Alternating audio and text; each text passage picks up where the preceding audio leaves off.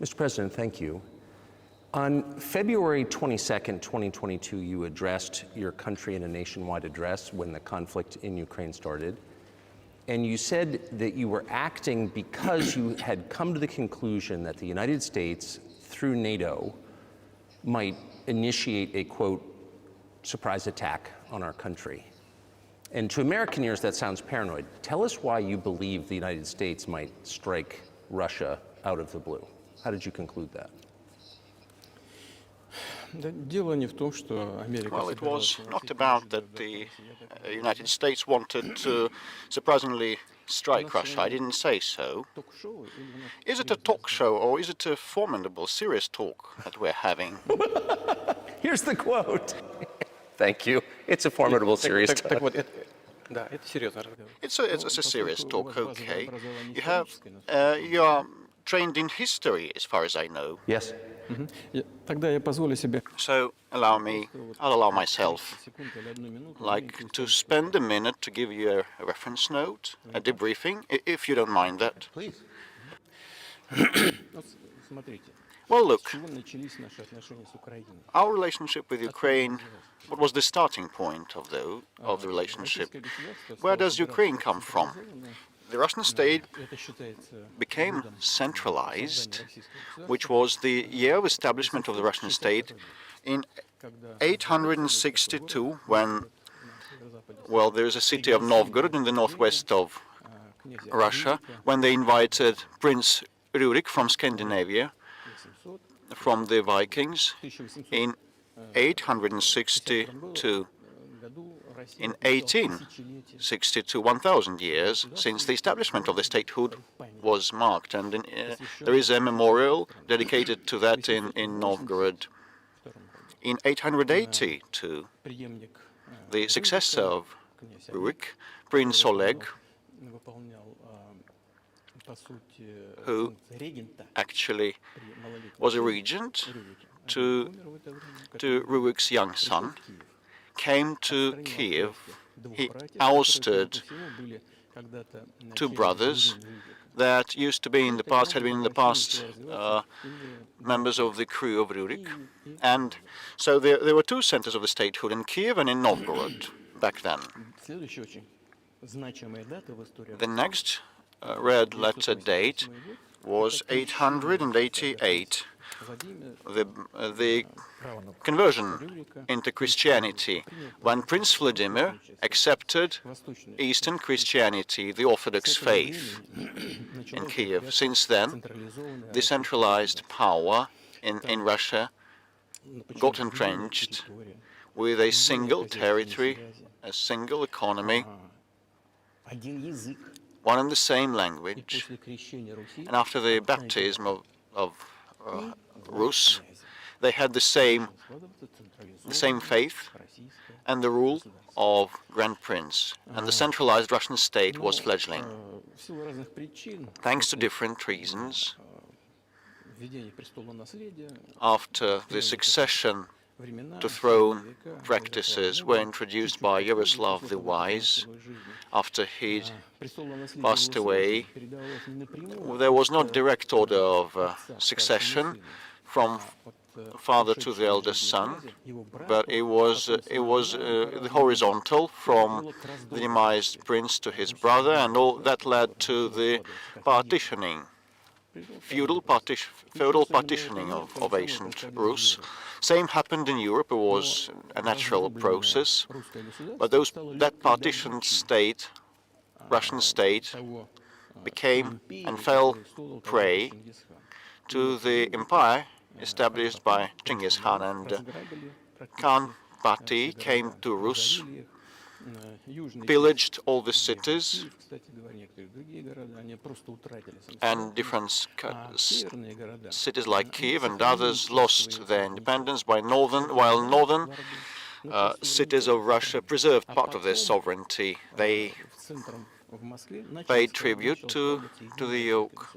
And later, the centralized Russian state became fledgling in northwestern part of Russia, and the southern lands of Russia were gravitating towards another center, the one of Europe, the Grand Lithuanian Dukedom, Duchy, the Lithuanian-Russian Duchy, as the ethnic Russians constituted a big part, and they were Orthodox in faith and they spoke the ancient Russian language then there, but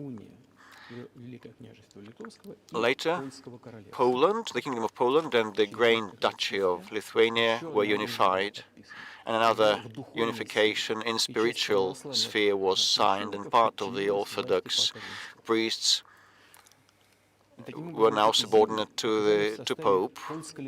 So those lands were transferred to the Polish and Lithuanian state, but for decades the Poles tried to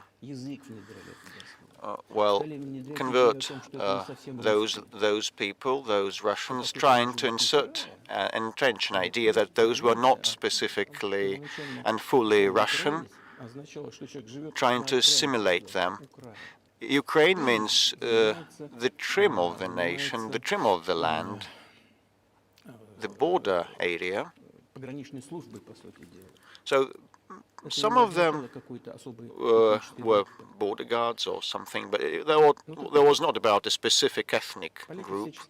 So the Poles tried to assimilate the Russian population there and treated those lands in a tough or cruel even way. All that led to that part of the Russian lands struggle for their rights. They wrote letters to Warsaw claiming that their rights were to be upheld. I beg your pardon, can you tell us what period? I'm losing track of where in history we are. The Polish oppression of Ukraine. It was in the 13th century, 13th century, 14th century. 13th century. And I'll tell you what happened later, and I'll keep track of the dates. In 1654, or a bit earlier, the people who controlled power in that part of the Russian lands addressed Warsaw, claiming that some Russian ethnicity and Orthodox rulers would be sent to govern them, and Warsaw declined and rejected that, and then they turned to Moscow, so that Moscow would establish its power over them. I'm not inventing things, don't you think?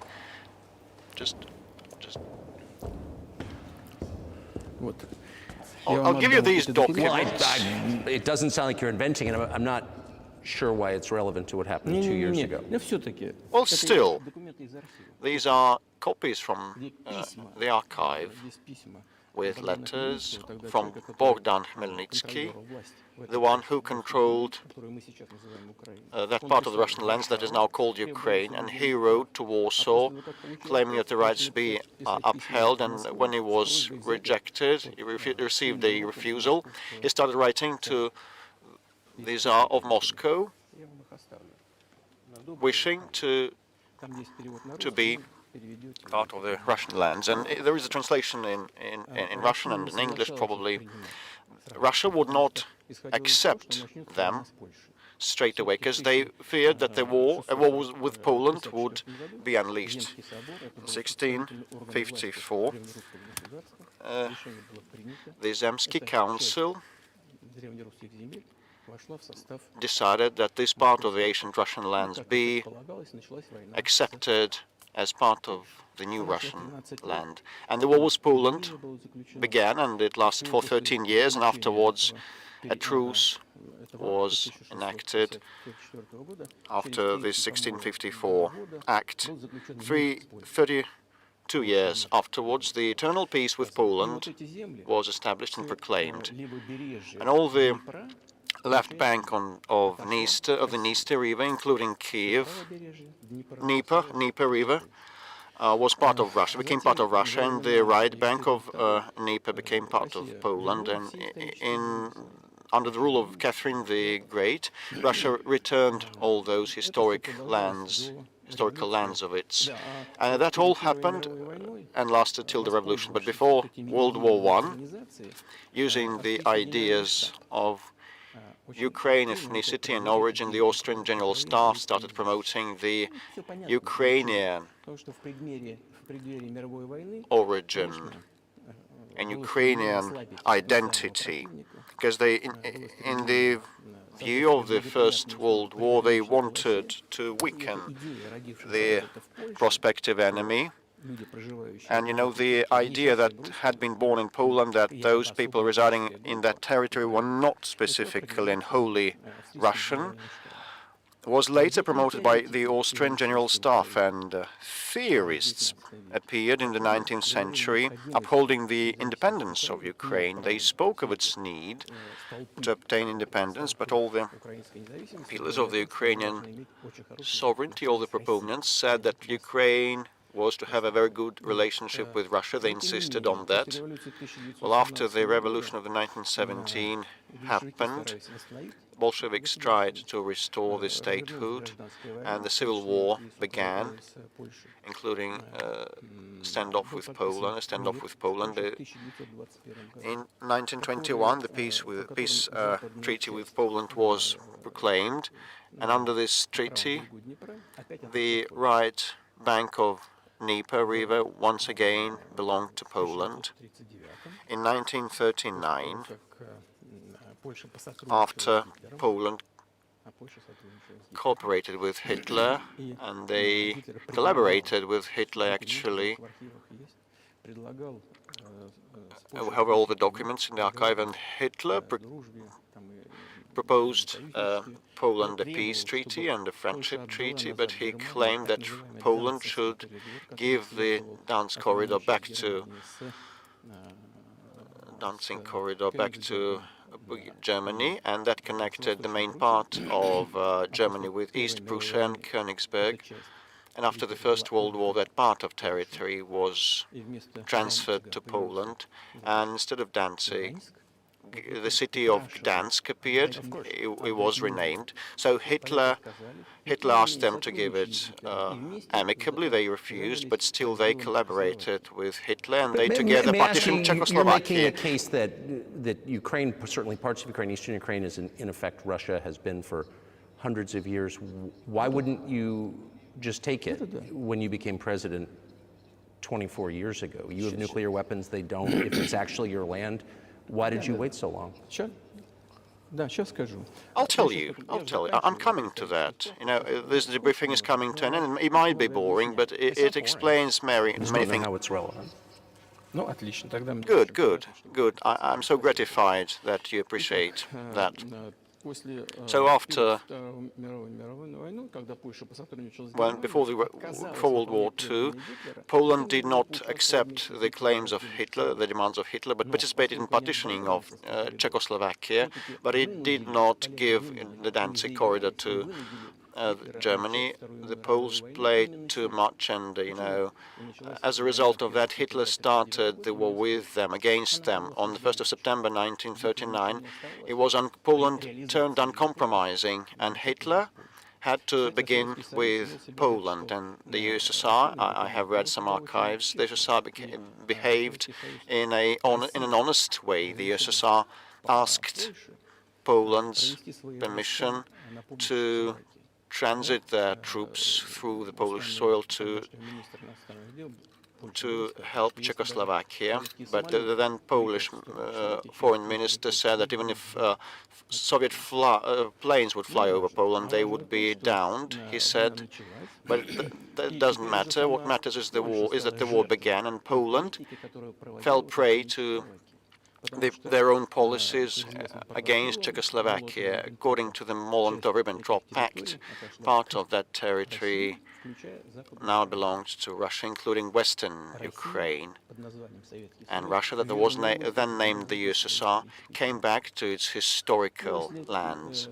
And after the victory in the Great Patriotic War, as we call World War II, all those territories were enshrined to belong to the USSR, finally and definitively. And actually, Poland, as a compensation, received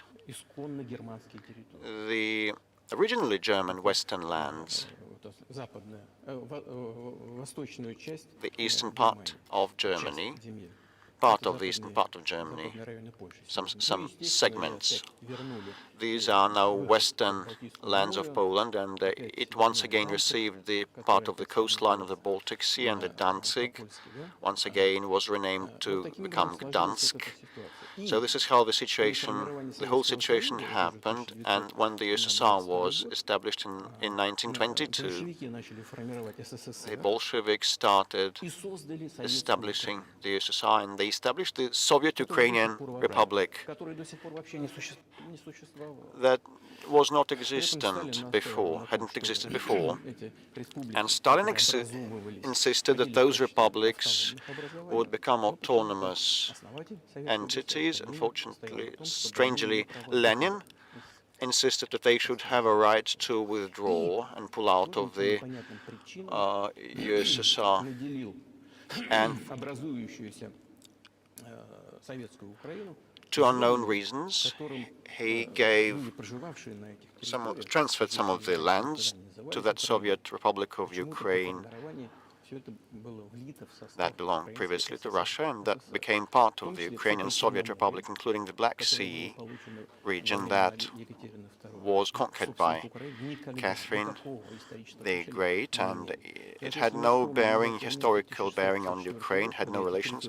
In 1654, when Ukraine was got reunified with Russia, they were the size of 3 to 4 contemporary regions of Ukraine. In 1654. You obviously have encyclopedic knowledge of this region, but why didn't you make this case for the first 22 years as president that Ukraine wasn't a real country? Yes, the Soviet Ukraine received a great deal of territory that had never belonged to it, including the Black Sea region. Russia received those lands as an outcome of the Russian-Turkish wars, and they were called New Russia or Novorossiya. But that doesn't matter. But actually Lenin, the founder of the Soviet state, gave Ukraine its own territory, and for decades the Ukrainian Soviet Republic was part of the USSR. And to unknown reasons, the Bolsheviks promoted the Ukrainian culture and language. Ukrainization was called, and similar things were done in other Soviet republics. The ethnic profiles of those republics were raised and promoted. This is how Soviet Ukraine was created, and after the Second World War, Ukraine received part of the lands that had belonged to Poland before, and part of the land that had belonged to Hungary and Romania before. So Romania and Hungary were deprived of part of their lands, and these lands were snatched and given to Ukraine, and now they're still part of Ukraine. So in this sense, Ukraine is an artificial state that was established. Hungary has a right to take its land back from Ukraine, and that other nations have a right to go back to their 1654 borders? Well, I'm not sure whether it should come back to the 1654, but if anyone believes, and everyone believes, that the Stalin regime rule saw a lot of violations of human rights and violation of the rights of other nations, in this sense, actually, one can state that they may have a right to claim those lands back. Have you told Viktor Orban that he can have part of Ukraine? Never. I've never told him. I've never told him. Not a single time. Never. We haven't even had any conversation on that. But I actually know for sure.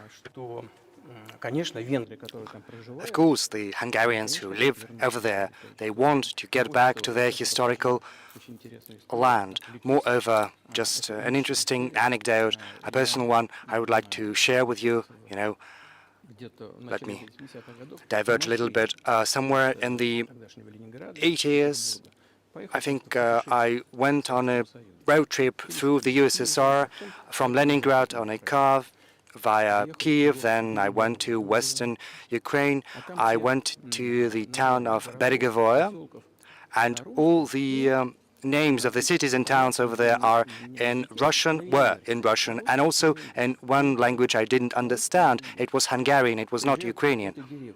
So I went through a village, and there were men sitting next to their houses, and they were wearing black suits, three-piece suits, and in cylinder hats, and I was wondering whether those were artists, and I was told these were Hungarians, and I asked what are they doing here, and they say that's their historical land, they live here.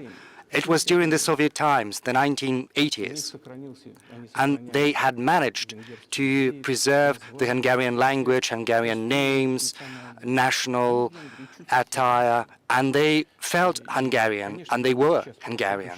So and there's a lot of that, though. I think many nations are upset about Transylvania as well, as you obviously know. But many nations feel frustrated by the redrawn borders of the wars of the 20th century, and wars going back 1,000 years, the ones that you mentioned. But the fact is that you didn't make this case in public until 2 years ago, February. And in the case that you made, which I read today, you explain at great length that you felt a physical threat from the West in NATO, including potentially a nuclear threat, and that's what got you to move. Is that a fair characterization of what you said?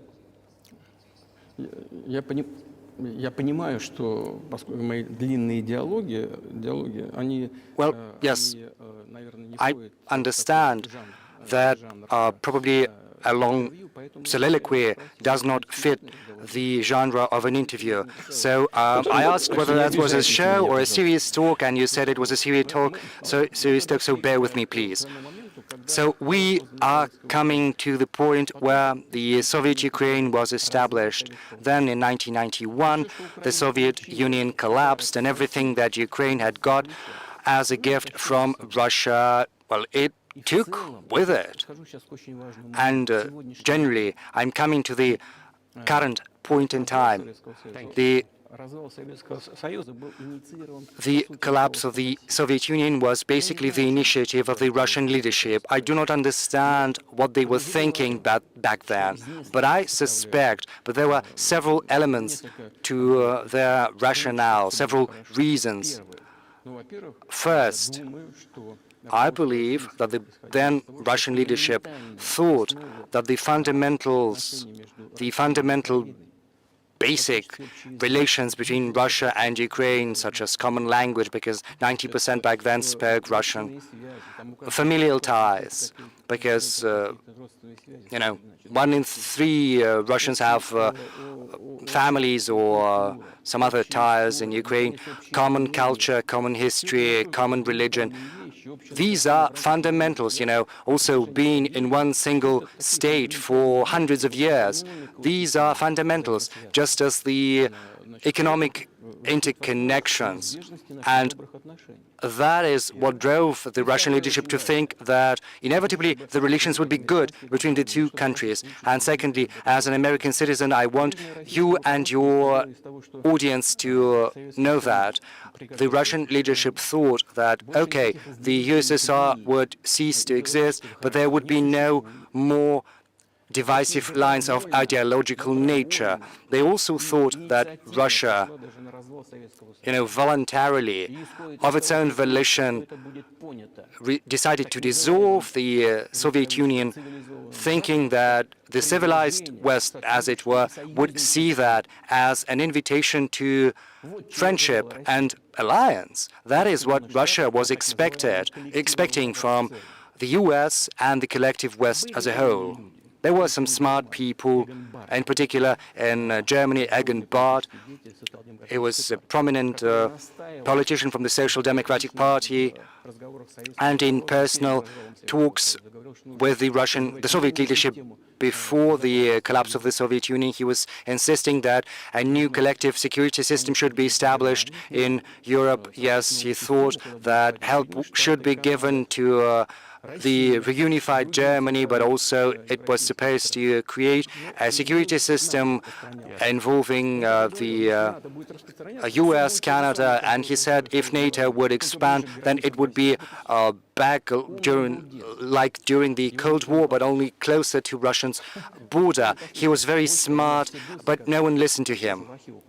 And, you know, we've got some talks from archives, and he got angry. He said, if you don't listen to us, I am never setting my foot in Moscow once again. He was very frustrated with the Soviet Union, and his prophecy came true. Yeah, well, of course, it did come true, and you've mentioned this many times. I think it's a fair point, and many in America thought that relations between Russia and the United States would be fine with the collapse of the Soviet Union and the end of the Cold War, that the opposite happened. But you've never explained why you think that happened, except to say that the West fears a strong Russia, but we have a strong China the West does not seem very afraid of. What about Russia do you think convinced policymakers they had to take it down? The West is afraid of a strong China more than it fears a strong Russia, because it's just 150 million people in Russia and it's 1.5 billion people in China, and also China's economy is growing at more than 5% a year. So the potential is enormous. You know, Bismarck used to say the most important thing is the potential, and China potentially is the biggest economy in the world in terms of purchasing parity. It's outstripped the US. But let's not talk about who is afraid of whom. Let's not talk in such terms. Let's get back to the fact that after 1991, when Russia expected that it would be inducted into the brotherly nation of civilized nations, it didn't happen. Well, you tricked us. Well, I'm not talking about you personally. I'm talking about the US. We were promised that NATO would not expand eastwards, but there were 5 waves of expansion. And we bore with that. We tolerated that. We were trying to reason with them, because we were saying, we are like you right now. We are, you know, a capitalist economy. Let's come to terms. Let's find an agreement. You know, let's look at Yeltsin times. There was a moment when, you know, the gray cat crossed our path, as it were. You know, Yeltsin came to the US, he spoke in Congress, he said the good words, and these were the signals. These were the signals telling you, let us in. But then, you know, remember the developments in Yugoslavia. Before that, Yeltsin was lavished with praise, but then he raised his voice in support of Serbs, and we couldn't but do that. Yes, I understand there were some complex processes underway, but Russia couldn't help raising its voice in support of Serbia, because Serbia is a brotherly nation, also an Orthodox culture. So Yeltsin spoke in favor of Serbia. But what did the US do? In violation of international law and the UN Charter, they started bombing Belgrade and the US, and it was the US that let the gin out of the bottle.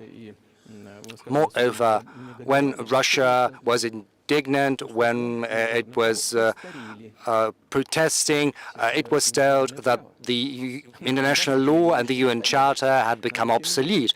Right now, they are all referring to international law, but back then they were saying that the international law was obsolete. Yes, some things need to be changed, but not in this manner. And then Yeltsin came under heavy criticism. He was accused of alcoholism, of understanding nothing. He understood everything. Okay, I became president in 2000, and I thought, okay, Yugoslavia is a thing of the past. Let's give a shot at rebuilding the relations. Let's reopen the door that Russia had tried to go through. Moreover, I said that publicly, and I can reiterate, there was a meeting here in the Kremlin with the outgoing President of the US, Bill Clinton. We sat in the room next door, and I told him, Bill, what do you think? If Russia asked to be admitted into NATO, do you think it would happen? He said, it's interesting. I think yes. But in the evening, when we had another meeting for dinner, he said, I've talked to my team, no, not going to happen, not now. So you can ask him. I think he'll watch this interview. I wouldn't have said anything like that if it hadn't happened. Were you sincere? Would you have joined NATO? Listen, I asked a question. I said, is it possible? And the answer was no. But if he had said yes, would you have joined NATO? If he'd said yes, then the process of rapprochement would have commenced, and it might have happened in the end if there were some sincere wish on this side of our partners, but it didn't happen. Okay. Why do you think that is? Just to get to motive. I know you're clearly bitter about it. I understand. But why do you think the West rebuffed you then? Why the hostility? Why did the end of the Cold War not fix the relationship? What motivates this from your point of view? You said that I feel bitter because of that rebuffal. No, that's not bitterness. I'm just stating the facts. Because, we're not bride and groom. These are not the terms we've got to use in speaking about such matters. We understood that they were not expecting us there. Okay, we said, let's build relations in another manner. Let's look for common ground elsewhere. Why we got that negative response, you should ask your government. I could only guess. We would be too big of a country with its own opinion. Well, I saw how NATO solves and settles matters. Just an example I would like to cite, it applies to Ukraine. The US says something and all the rest just tune in and they follow and they wake.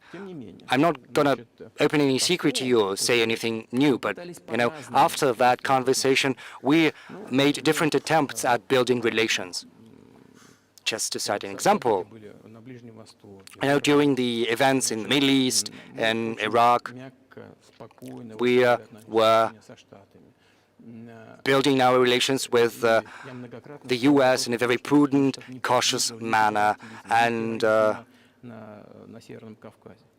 I always ask the US not to support separatism in the Northern Caucasus, but they still continued with that financial information support, even military support. And that support was flowing in from the US and from its satellites, support towards terrorist bands in the Northern Caucasus. I once talked to a colleague of mine, a president of the US, and I raised that issue, and he said, it's impossible. He said, do you have proof? And I said, yes, I have proof, and I gave that proof to him. And do you know what his response would be? He said, I would give him a good thrashing. That's what he said. Kick their ass, he said. And we were waiting for some response, reply, and I asked a colleague from FSB, to contact his counterpart in the US. And we've got the response, basically, from the CIA and the archives. And the response goes as follows. So, yes, we have worked with the opposition forces in Russia, and we think it is the right thing to do, and we will continue doing that. Just ridiculous. We understood that no serious conversation could be forces in opposition to you. So you're saying the CIA is trying to overthrow your government? Well, of course, in that particular case, what they meant were the separatists, the terrorists that were fighting us in the northern Caucasus. That is who they called the opposition. That's the second moment. Another aspect, also very important. I'm talking about the setting up of the US ABM system, the very beginning of that. We long tried to persuade them not to do that. I got an invitation from Bush Sr. He invited me to visit his place on the ocean, and we had a very serious conversation with President Bush, with his team. So I proposed the following. I said, the US, Russia, and Europe should set up a joint shared ABM system against the threats against our security. Even though, the official statement of the U.S. was that the ABM system they were setting up was against Iran, the threat of Iran. So I suggested, why not join forces together, the U.S., Russia, and Europe? And I got a very interesting response. They asked me, are you serious? Let me ask, what year was this? Well, I don't remember.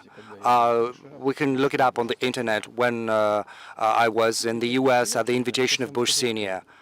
And it's easier to learn from someone I'm going to tell you about in a sec.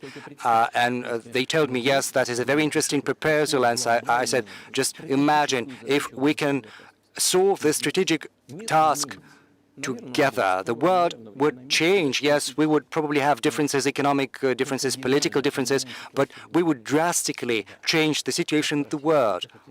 And they asked me, are you serious? And I said, yes. They said, we need some time to think. And I said, okay, go ahead. And then, at this very room where we're talking, we got former CIA Director Gates and also State Secretary Rice.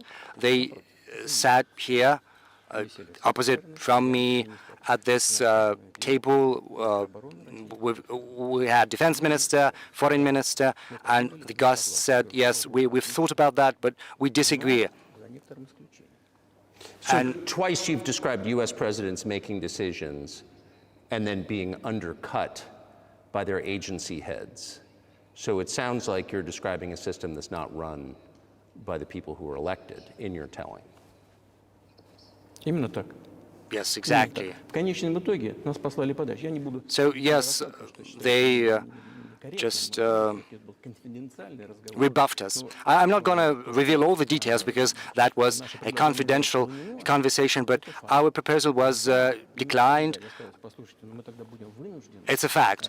And I said, okay, listen, but in that case, we will have to come up with a response, and we'll have to come up with offensive systems that are capable of overcoming your ABM systems. And they said, your systems are not against you, and we'll assume that yours are not against us. And we had to come up with the hypersonic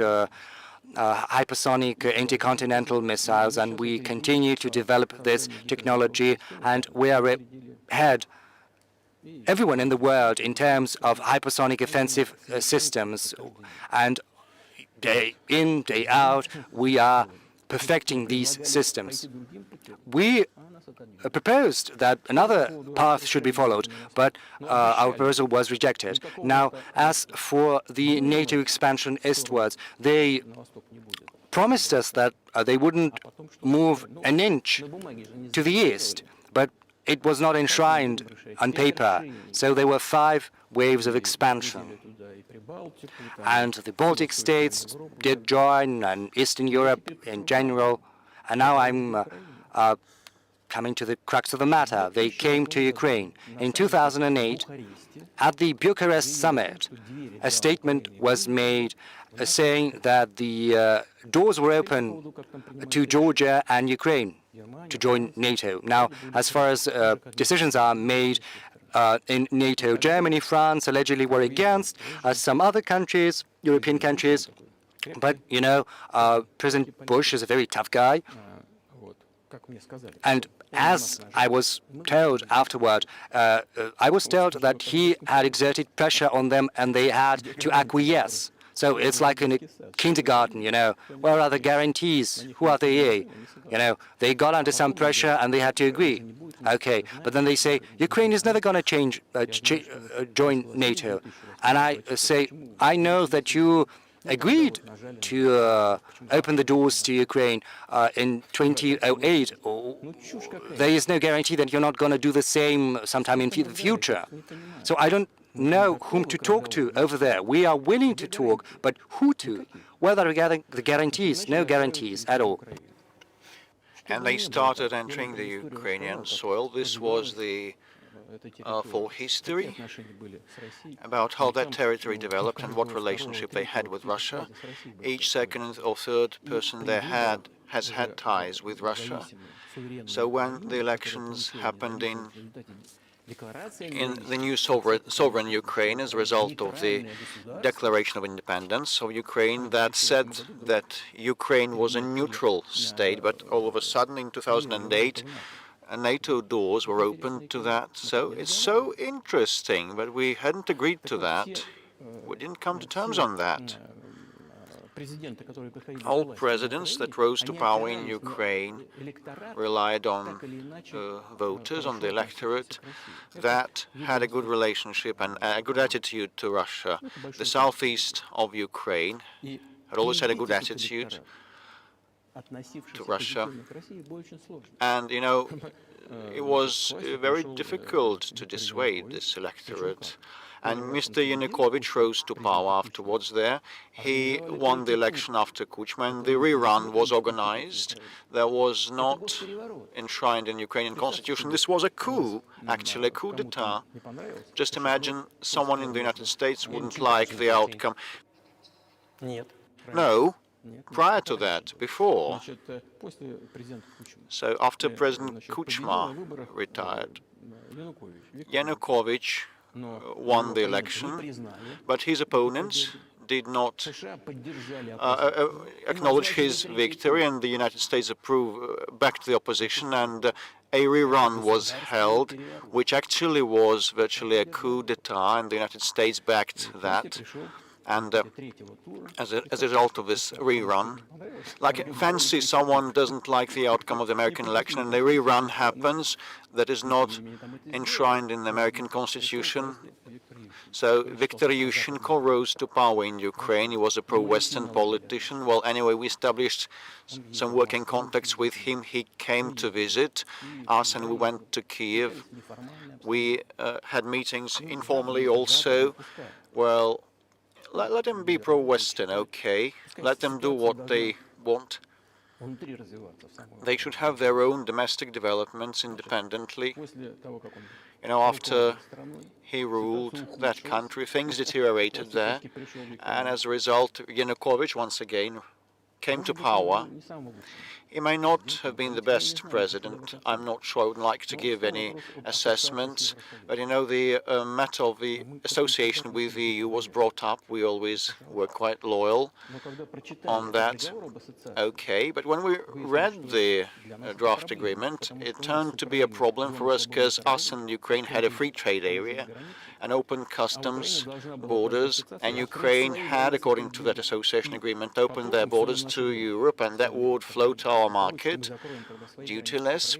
And then we said we'll close our borders with Ukraine, our customs. And Yanukovych started doing his reckoning and counting whether Ukraine will lose or gain, and he stated to his Ukrainian counterparts that he had to think, and destructive opposition activity began straight away, and it ended up with Maidan, with a coup d'etat in Ukraine. So he did more trade with Russia than with the EU? Ukraine did? Yes, of course, of course. it's not about the volumes of trade, the quantities. It's about the cooperation ties that the Ukrainian economy relied upon. And those cooperation ties between enterprises and factories had been there since the Soviet times, like an enterprise would produce components for final assembly, both plants in Ukraine and Russia, and there was very close cooperation, but a coup d'etat happened afterwards. It was perpetrated, unfortunately. Well, I wouldn't like to speak of details, but the United States said, you calm Yanukovych down and it would mollify the opposition. They said, let it drift. They said, towards a political settlement. We said, okay, we are in agreement with that, let it be so. And Yanukovych checked to apply for armed forces or police, while the armed opposition in Kyiv perpetrated a coup d'etat. How can I reckon that and assess that? Who are you, I asked the United States. With the backing of whom? With the backing of CIA. Definitely, this is an entity that you wanted to become part of. Thanks goodness you were not accepted. Although it's a serious entity. My ex-counterparts, I worked in the first office, main directorate of the Soviet intelligence service, and they were our opponents. Well, you know, this is work. Well, technically, they did the right thing. They attained what they wanted, the outcomes they wanted. They changed the power in Ukraine. But politically, it was a blunder, a colossal blunder. And the political leadership probably should have calculated otherwise. And they were to have thought what it would lead to. In 2008, they opened doors of NATO to Ukraine. In 2014, a coup d'etat was perpetrated with their help, and this was a coup d'etat, and those who did not recognize this coup d'etat were persecuted, and they created a threat to Crimea and had to take Crimea under our protectorate. They began warfare in Donbass, applying artillery and aviation against civilians in Donbass. We have the footages with fighter jets bombing Donetsk, flying over that, and they had a major military operation. They failed and had another one and another one.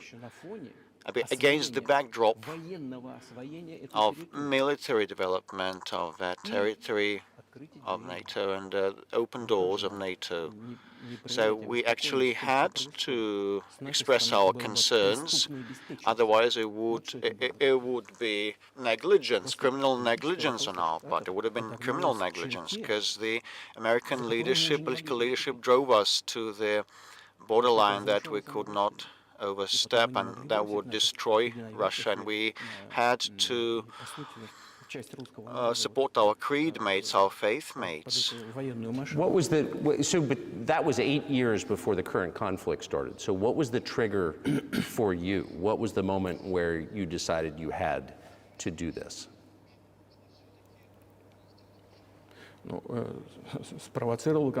Well, the trigger originally, the trigger was the coup d'etat in Ukraine, and representatives of 3 European nations came then, Germany, Poland and France, and they acted as guarantors of the agreement subscribed between Yanukovych and the opposition, and they put their signatures as guarantors. Despite that, the opposition perpetrated that coup, and these countries pretended they were not the guarantors. They were oblivious, and they threw it to the dustbin. And I'm not sure whether there is any knowledge in the United States about the guarantors and this agreement between opposition and the Yanukovych government. And instead of a political settlement, they supported the coup, they backed the coup. There was no point in that, actually, believe me, because Yanukovych agreed to everything, and he was ready for early election, and he had no chance, he stood no chance to succeed, to win. Why then perpetrate this coup and all those victims? And why pose a threat to Crimea and launch an operation against Donbass? I cannot understand that. I cannot fancy. This is the miscalculation of theirs, and the CIA did its part, played its part. One of the deputies of secretaries of state said that they spent around $5 billion on that. But why do that? Why have they done that? It could have been done legally, legitimately, and without the loss of Crimea for them. And we wouldn't stir a finger. We wouldn't have stirred a finger had there not happened the developments, the bloody developments on Maidan. We back then agreed that after the collapse of the USSR, the borders would be as agreed, as stated, but we never agreed to an expansion of NATO or that Ukraine would become part of NATO. We never conceded and accepted that there would be NATO military bases there without any talks with us. We kept begging for decades, don't do this, don't do that. This actually acted as a trigger to the recent development, and with respect to the recent development, the leadership of Ukraine stated they would not abide by the Minsk Accords that were signed after the developments of 2014 in Minsk, with a plan laid out for peaceful settlement in Donbass. And the today's Ukrainian leadership, their foreign minister and other officials and the president said they didn't like a thing about the Minsk package of measures, and they would not stick to them. And the former leaders of France and Germany said that around a year ago, said in public, worldwide, that they had signed that agreement, but they had not been going to execute, to fulfill that. You know, they pulled our leg. Was there anyone for you to talk to? Did you call a U.S. President, Secretary of State, and say, if you keep militarizing Ukraine with NATO forces, this is going to be we're going to act? We kept telling them that. We kept telling them that. We addressed the American leadership and the European leaders, claiming that it be stopped immediately and the Minsk Accords were to be executed. It was our requirement, our demand. I was ready to fulfill, to honor. This is not an easy thing for Ukraine, with lots of autonomy for Donbass. But I was positive. It was my sincere belief that if we would persuade those people living in Donbass to come back to the Ukrainian statehood, and they had to be persuaded, the wounds would heal, I was sure, and sooner or later, gradually, that part of the Ukrainian territory would fit back into the overall frame of reference of Ukraine, and pensions and allowances would be paid once again. But no one wanted that in Ukraine. They wanted to act with the help of military force only. And it ended up with this situation, and they stated in Ukraine we would not fulfill the package of measures, and they started the war back in 2014. And our goal, our aim, is to stop this war. We didn't launch it back in 2014. We're now trying to stop that. I mean, have you achieved your aims? No, at this point of time we have not, because one of the goals is the denazification, to denazify Ukraine. I mean, the prohibition of neo-Nazi movements in Ukraine. This is one of the issues that we discussed, that was brought up during negotiations in Istanbul last year, at the outset of last year. Upon our initiative, it was concluded, as the Europeans told us, that the context had to be established and provided for the final definitive signature of documents. And my colleagues in France and Germany told me, just imagine how are they going to sign this at gunpoint?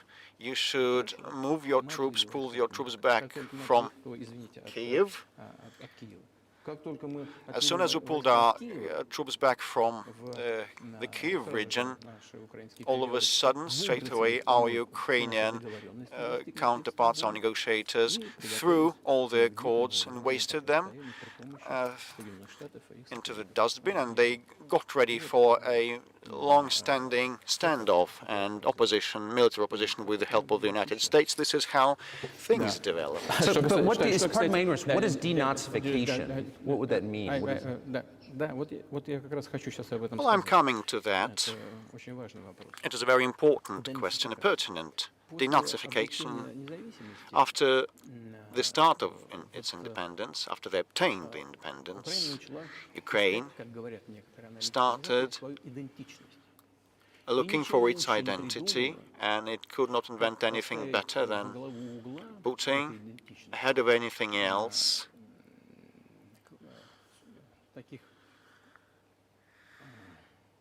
the false heroes that collaborated with Hitler. I have already said that in early 19th century, the theorists of a future prospective Ukrainian independence appeared. They assumed that an independent Ukraine was to have a good relationship with Russia. But in the course of the historical development, and those territories were part of Poland, Ukrainians were persecuted, and this identity was pressed upon, the crackdown upon, and that all remained in people's memory. And when World War II began, part of that far right or far nationalist elite began to collaborate with Hitler, thinking that Hitler would bring them freedom. And the German troops, the SS troops, did the filthiest part of the job to eliminate Poles and Jews, and they did it with the hands of the collaborators, of those collaborators, and that massacre of the Poles and the Jews, of Russians, happened as a result. It was led by Bandera, Shushkevich, and other characters well known. And those people are now presented as national heroes, and they kept telling everybody that, nationalism is existent in other countries. There are sprouts, definitely, but, they're trampled upon in many countries, but not in Ukraine. In Ukraine, they are converted in national heroes. They're turned in national heroes, and monuments are erected to them. They are put on banners, and their names are chanted by the torch processions across the country. But those had annihilated, eliminated, exterminated Poles and Russians and Jews, and probably this glorification should come to an end. Any nation,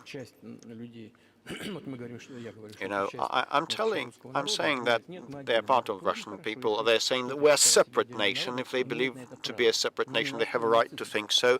Not, however, building upon the Nazi ideology. Like, look at the French president. Would you be satisfied with the territory that you have now? Let me conclude the previous thought. You asked me about neo-Nazism and denazification. So, like, the Ukrainian president came to visit Canada. It is well known, but it is hushed in the West, and they introduced a person to the Canadian Parliament, and that person, as the Speaker of the Canadian Parliament said, that this person waged warfare against Russians during World War II, And who were those who waged war against Russians? Hitler and his collaborators. And it turned out that he was part of the SS troops. He personally killed and slaughtered the Russians and the Poles. And the SS troops made out of Ukrainian nationalists did the dirty and filthy job. And the Ukrainian president rose together with the rest of Parliament of Canada, and he applauded this person. How can you imagine? How can you fancy that? And he is a Jew by ethnicity. Really, my question is, what do you do about it? I mean, Hitler's been dead for 80 years. Nazi Germany no longer exists. And so, true. And so, I think what you're saying is you want to extinguish or at least control Ukrainian nationalism. But how? How do you do that? Just listen to me. Your question is very intricate. May I speak up and say my true opinion? Will you not take offense? Of course. It is a tricky but a nasty question. You've been saying that Hitler is gone for 80 years, but actually his cause is with us, and the people that exterminated Jews, Poles and Russians are still alive, and a president, the current president of today's Ukraine, gives this person a round of applause in Canadian Parliament, a standing ovation. Can we say that we eradicated this ideology altogether if we see such manifestations today? This is what I mean to be denazification. We should get rid of these people that bring this practice and theory to life, trying to preserve that. This is what denazification is about. Right. My question was a little more specific. It was, of course, not a defense of Nazis, neo or otherwise. It was a practical question. You don't control the entire country. You don't control Kiev. You don't seem like you want to. So how do you eliminate a culture or an ideology or feelings or a view of history in a country that you don't control? What do you do about that?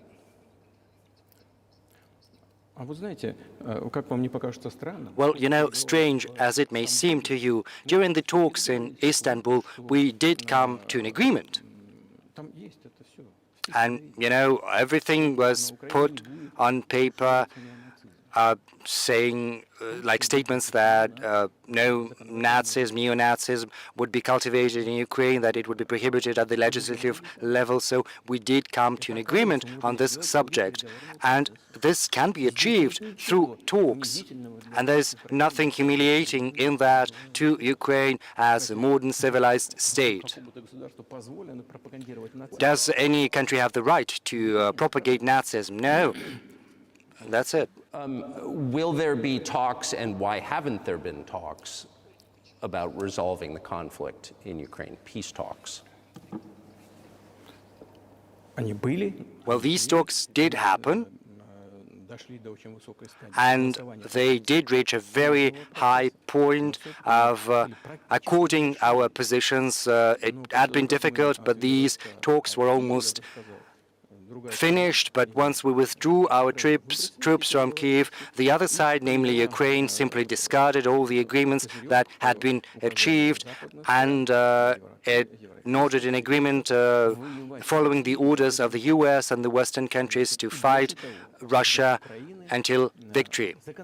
Moreover, the Ukrainian president introduced a legislative ban on having negotiations with Russia. He signed a decree that bans anyone from having talks with Russia. How can they have talks if he prohibited himself from doing that and the rest as well? Yes, we do know that there are some ideas with regard to this settlement, but in order to come to an agreement, you need to have dialogue, right? Well, but you wouldn't be speaking to the Ukrainian president, you'd be speaking to the American president. When was the last time you spoke to Joe Biden? Well, I don't remember. Well, we could look at this up. Well, why do I have to remember everything? You know, I've got many things to attend to. Well, he's funding the war that you're fighting, so I would think that would be memorable. Well, yes, he does fund that. When did that happen? The last time I spoke to him was before the beginning of the special military operation. Incidentally, I'm not going to go into details, but back then I told him, I said, I think you're making a mistake of historical proportions in supporting what is currently happening over there. I told him that, and I had said that to him on multiple occasions. What did he say? Well, you should ask him, please. It's easier for you because you are a citizen of the US. You can go there and, ask him. I think it would be wrong, improper for me. Since before February of 2022. No, we haven't spoken. We do have some contacts. Incidentally, you remember I told you about my proposal on working together on setting up a joint ABM system. Yes. Well, you can ask all of them because all of them luckily are very healthy and all alive, and the former president and Condoleezza and Mr. Gates, I think, and the current director of CIA, Mr. Burns. Back then he was ambassador to Russia, and I think he was very successful at what he was doing, and they were all witnesses to these conversations. You can ask them. And if you're interested in to know what President Biden responded to my words, you should ask him. I'm definitely interested, but from the outside, it seems like this could devolve or evolve into something that brings the entire world into conflict and could initiate a nuclear launch. And so why don't you just call Biden and say, let's work this out? Solve this how? Solve what? Because everything actually is very simple. We've got contacts at the level of different agencies, and I'm going to tell you what we're trying to, what kinds of signals we are sending to them. And what we're saying is, if you want this over, you have to stop the supplies of weaponry, and everything is going to end in several weeks, and then we can agree on the terms. It's as easy as that. So no need to call for that. And what message did you get back? Well, asking them for that, for what? Because yes, they are gonna supply this and this weaponry to Ukraine, and well, we're not afraid. Okay, do that. Do you think NATO is worried about this becoming a global war or a nuclear conflict? Well, anyway, they're talking about that, and they're trying to intimidate their own population using an alleged, made-up Russian threat. And still, thinking people and analysts, those who work in politics, understand full well that this threat is simply fabricated. They're trying to fuel the Russian threat. What you're referring to is a Russian invasion of Poland, Latvia, expansionist behavior. Can you imagine a scenario where you sent Russian troops to Poland? In only one case, if Poland decides, if it invades Russia, because we have no interests in Poland or in Latvia, so why do that? We have no interests, only threats. Well, the argument, I know you know this, is that, well, he invaded Ukraine, he has territorial aims across the continent, and you're saying unequivocally you don't.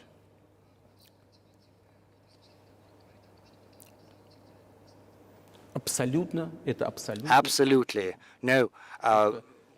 I rule this possibility out. You don't have to be an analyst, because that goes against common sense, to get involved in a global war.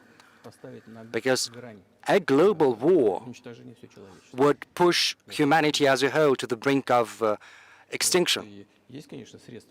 Yes, there are means of deterrence. That's true. You know, they were making threats saying that Russia would use tactical nuclear weapons tomorrow or the day after tomorrow. But these are, well, you know, it's just like a boogeyman for rank-and-file citizens to make the US taxpayers, the European taxpayers, you know, to pay up for military action in Ukraine. And their goal is to weaken Russia as fully as possible. One of our senior United States senators from the state of New York, Chuck Schumer, said yesterday, I believe, that we have to continue to fund the Ukrainian effort or US soldiers, citizens could wind up fighting there. How do you assess that? Well, I think it's provocation, and a cheap one to boot. I don't understand why American soldiers would have to fight. You know, there are mercenaries from the US in Ukraine. The biggest number from mercenaries comes from Poland and then the US. If someone wants to dispatch regular troops to Ukraine, then that would, no doubt, put humanity on the brink of a very serious global conflict. Does the US need that? Why? Fight someone thousands of kilometers from your national territory. Don't you have other things to look into? I think there are issues on the border, issues with migration, with external public debt, you know, like to the tune of more than 30 trillion US dollars. There are other things to do. Isn't it better to come to an agreement with Russia? Given the current developments, given that you understand that Russia is going to fight for its national interests until the very end. So this should compel us to get back to common sense, to have respect for our country, for our interests, and to search for solutions. I think this would be far smarter and far more sensible. Who blew up Nord Stream? You did. I was busy that day. Nate, do you I did not blow up Nord Stream. Thank you, though. Well, personally, you might have an alibi, but CIA doesn't have one. Do you have evidence that NATO or the CIA did it? Well, you know, I'm not going to go into detail, but as they say, you know, you've got to search for someone who had interest in that. And in this particular case, you have to search not just for someone who is interested in that, but also someone who has the capabilities, because there are many people who are interested in that, but, you know, not everyone is capable of scouring the bottom of the Baltic Sea. But I'm confused. I mean, that's the biggest act of industrial terrorism ever, and it's the largest emission of CO2 in history. Okay, so if you had evidence, and presumably given your security services, your intel services, you would, that NATO, the US, CIA, the West, did this, why wouldn't you present it and win a propaganda victory?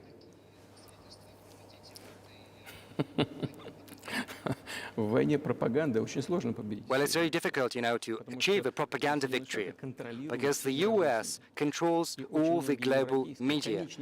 And as far as many European media are concerned, the end beneficiary in many cases are American funds, foundations.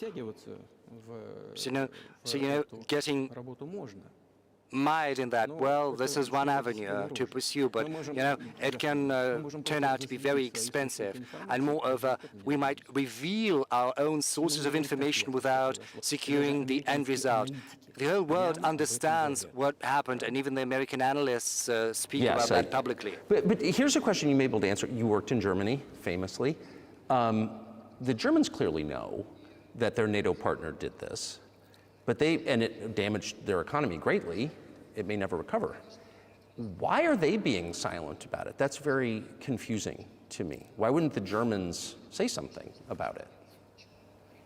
Ну, меня это тоже удивляет. Well, I'm as confused as you are, but the current German leadership is not guided by national interests. What it's guided by is the interests of the collective West.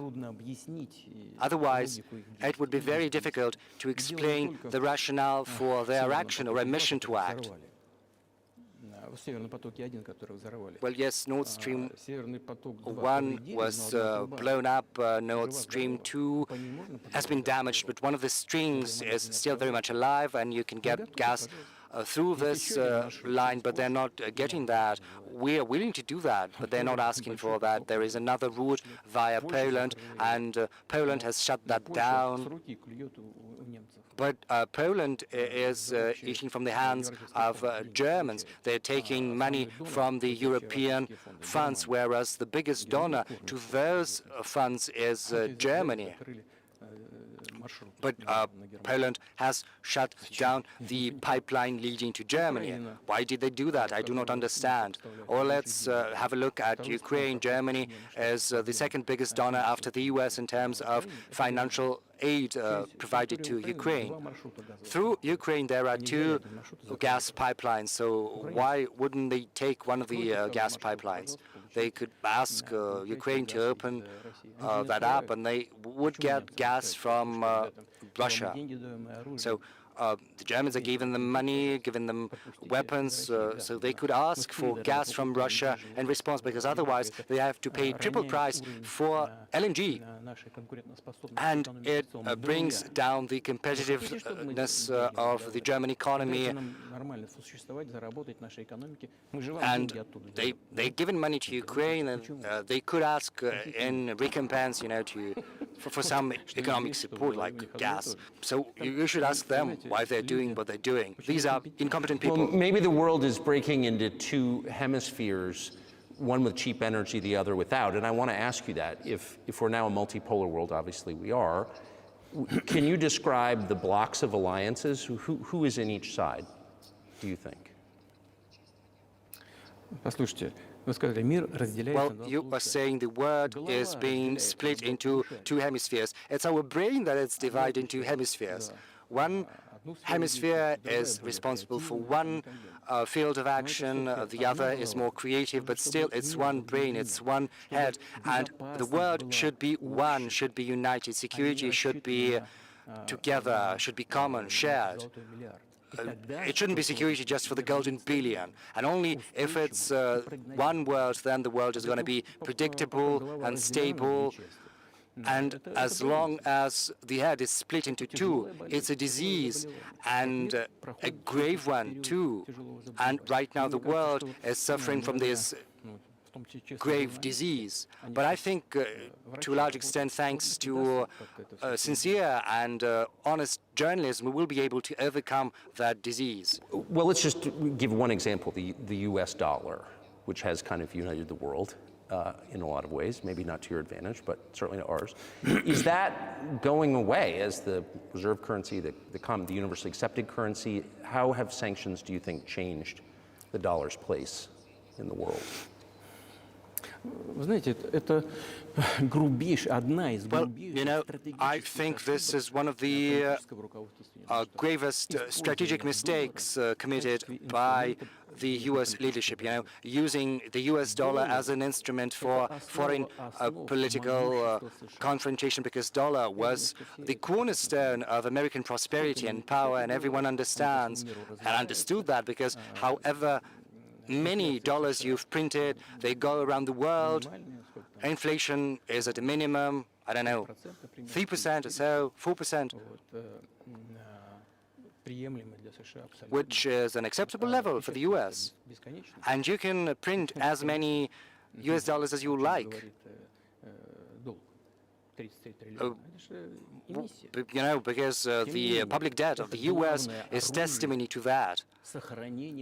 But be that as it may, dollar is still the cornerstone of American power across the world. But once the US leadership decided to use the US dollar as an instrument for foreign policy confrontation, once they did that, they dealt a blow to the American power. I would be loath to, use for better words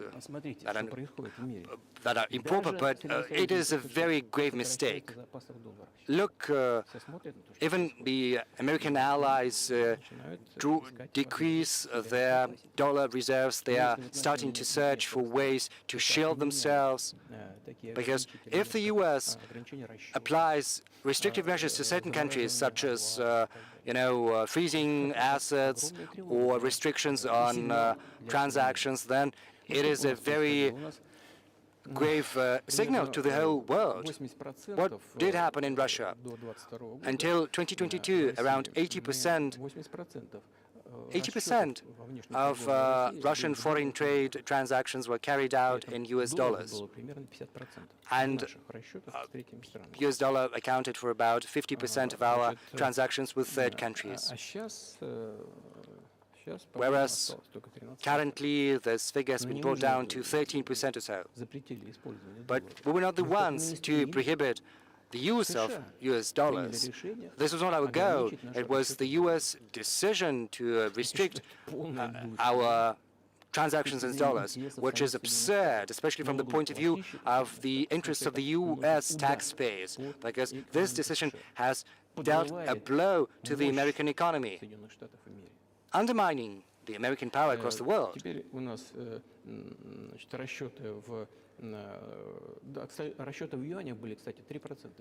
Incidentally, our transactions in yuan accounted just for 3% right now.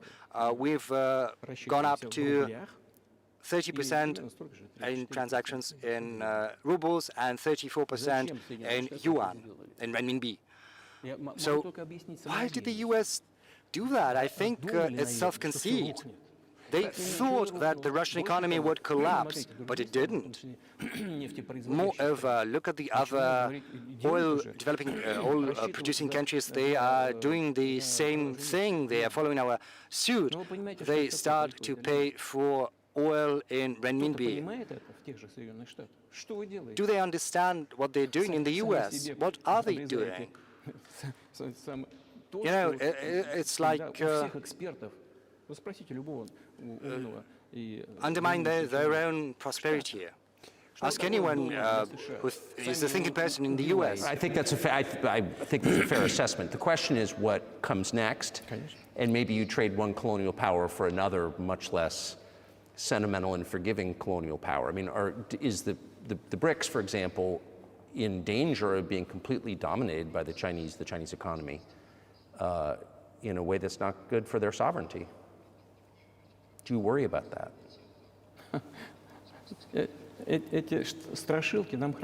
These spooky stories, we've heard them before, bogeyman stories. China and us are neighbors. And, you cannot choose neighbors or relatives. We share a border with them, 1,000 kilometers. This is number one. Number two, we're used to one another. We've been around for centuries. In terms of our coexistence, third, the foreign affairs philosophy of China is not aggressive.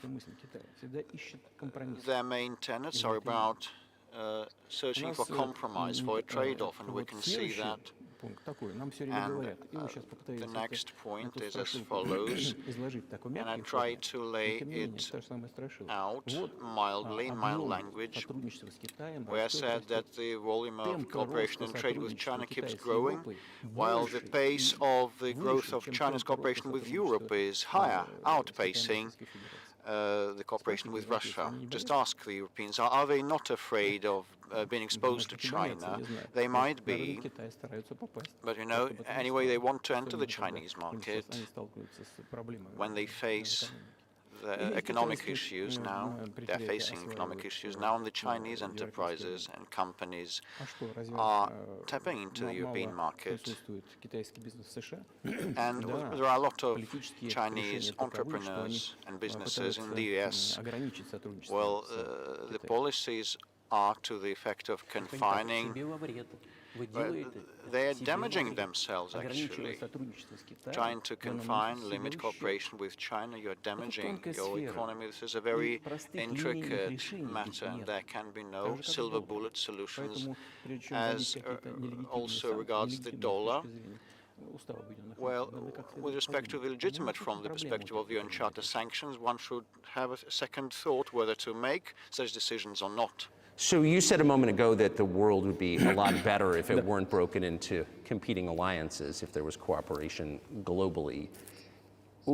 One of the reasons you don't have that is because the current American administration is dead set against you. Do you think if there were a new administration after Joe Biden that you would be able to reestablish communication with the US government? Or does it not matter who the president is? Сейчас скажу, но чтобы закончить предыдущий вопрос. Let me finish the previous thought. We have $200 billion. This is the target of myself and my friend, that of my friends Xi Jinping, the president of China. We want to reach $200 billion of mutual trade, and we have smashed that. We have exceeded that. We have around $230 billion of bilateral trade, and the Chinese statistics say that it's around $140 billion. And what is important is that it is a well-balanced type of mutual trade, mutually complementary in energy and scientific solutions and technological solutions and other things. It's well-balanced in an equilibrium. With respect to BRICS, by and large, Russia has assumed the presidency there since the start of the year. And, you know, BRICS countries are powerhouse economies rapidly developing.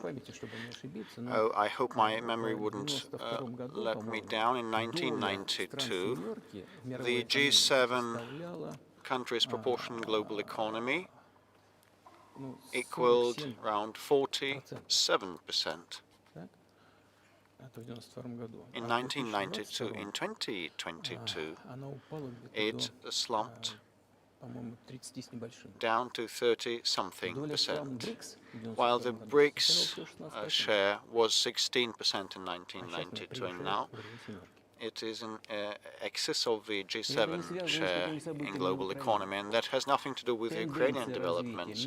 The global trends manifest themselves in this way. This is inevitable. This will keep happening. It's like the rise of the sun. You cannot prevent the sun from rising. You have to accommodate and adjust the United. How does the United States accommodate that? With the help of force, sanctions, pressure, bombings, armed forces applied everywhere. This is about conceit. Your political elite does not understand that the world has been changing, and it is an objective process, a natural process, and you have to make proper decisions, timely decisions, to preserve its level of dominance. And such gross actions would lead to the opposite results. This is obvious today.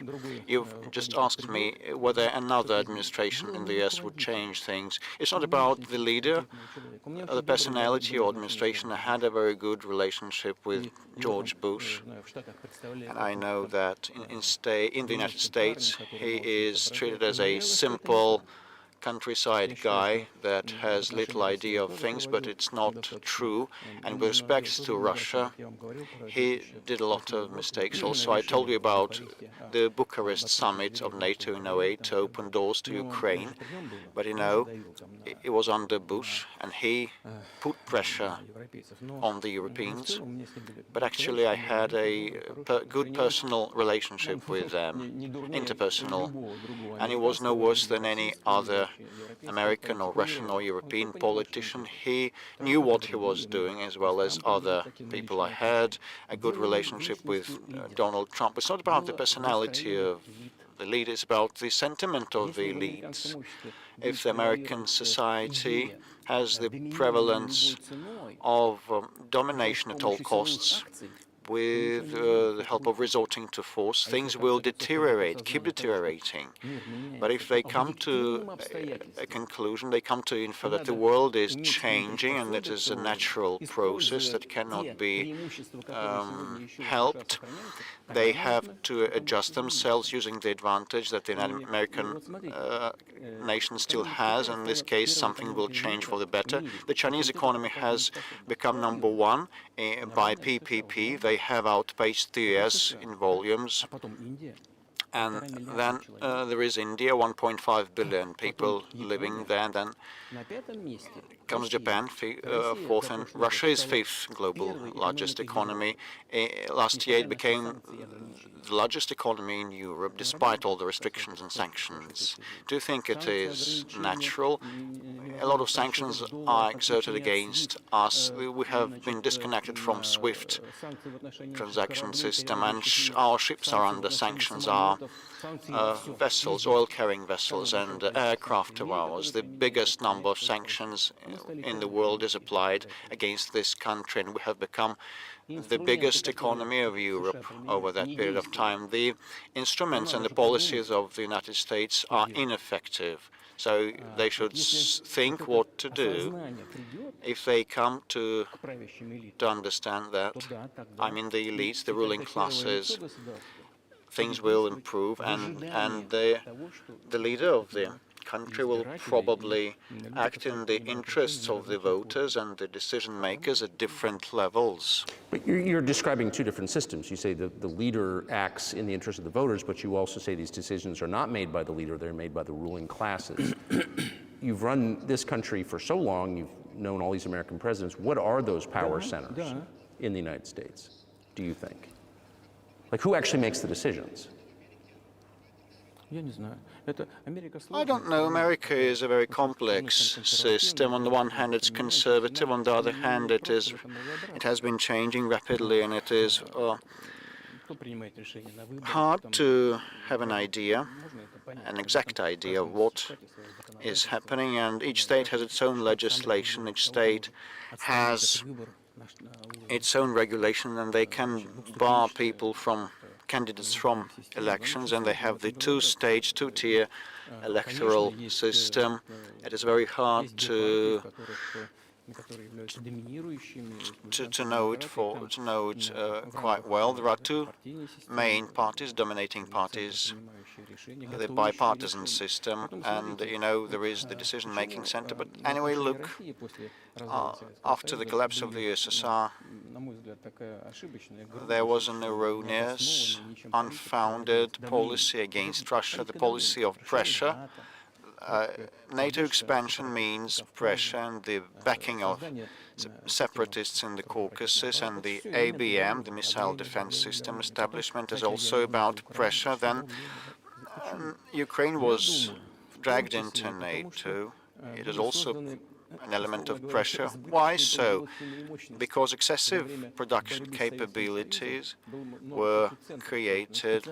Lots of think tanks and centers and Soviet studies professionals that knew no other thing, and they persuaded the political leadership that they should keep pressing Russia, mounting pressure to partition Russia, with several quasi-states on its territory, so that their aggregate potential and capability would be used for further struggle with China. This is a mistake, because there have been too many professionals dealing with the opposition to the USSR.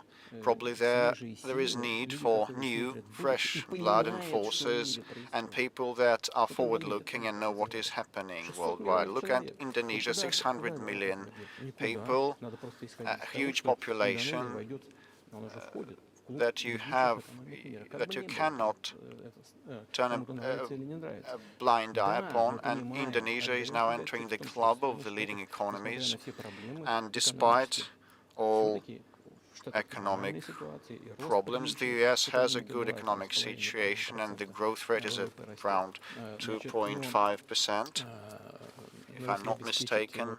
But actually, if you want to provide for a good future, you have to change the approach to what has been happening. The world will anyway change, irrespective of what is the outcome of the Ukrainian situation. The world has been changing, and the pundits and experts in the US start writing that gradually the United States changes its policies to the world, but whether it's abrupt, quick and painful, or smooth and gradual, this is the question. And these are the ideas of people that are not anti-American in nature, that they are looking and tracking the global developments. And we need to have more forward-looking people that can analyze things and recommend something to the political leadership. I just have to ask, you've said clearly that NATO expansion eastward is a violation of the promise you all were made in 1990. It's a threat to your country. Right before you sent troops into Ukraine, the Vice President of the United States went to the Munich Security Conference and encouraged the President of Ukraine to join NATO. Do you think that was an effort to provoke you into military action?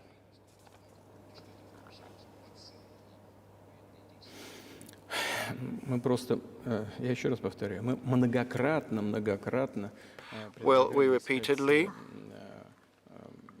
on many occasions, suggested that decisions to the problems that emerged in Ukraine after the coup in 2014 should be found with peaceful means, but no one listened to us. But the Ukrainian leadership that was under the American control stated all of a sudden that they would not honor the Minsk arrangements. They didn't like a thing about that, and they kept waging warfare in that territory. And the NATO military structures,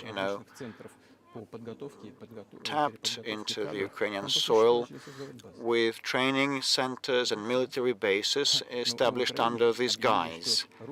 And in Ukraine, they proclaimed that the Russians are not an original nation, not an authentic nation, and they enacted laws that would limit the rights of the ethnic Russian and Russian speakers. Ukraine received the southeast as a gift from Russia, but all of a sudden they stated that Russians were not an authentic ethnicity there.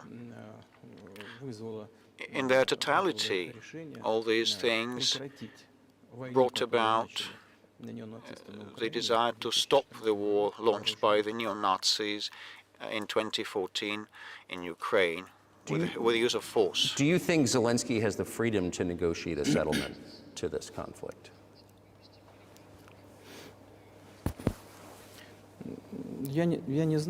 I do not know the details. I can hardly judge, but I probably think he has, or he father was at war against the Nazis in the Second World War. I spoke with him once about that. I told him, Vladimir, why are you supporting the neo-Nazi in Ukraine today when your father fought them? He was the front line. I would soldier. I would not respond what he wouldn't say what he responded. It would be inappropriate. But with respect to liberty and freedom, well, of his, he rose to power.